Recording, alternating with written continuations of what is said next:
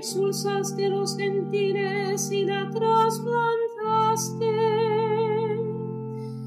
Extendió sus sarmientos hasta el mar y sus brotes hasta el gran río. La viña del Señor es la casa de Israel. Porque has derribado su cerca para que la saquen los viandantes, la pisoteen los jabalíes y se la coman las alimañas.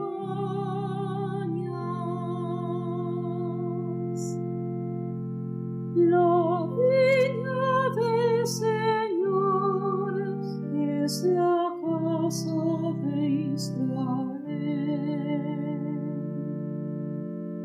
Dios del universo, vuélvete, mira desde el cielo, fíjate, ven a visitar tu viña, cuida la cepa que tu diestra plantó, y al Hijo del Hombre que tú has fortalecido.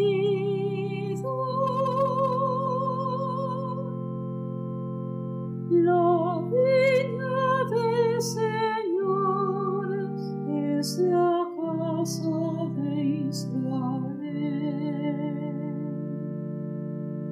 No nos alejaremos de ti, danos vida para que invoquemos tu nombre. Señor Dios del universo, restauranos, que brille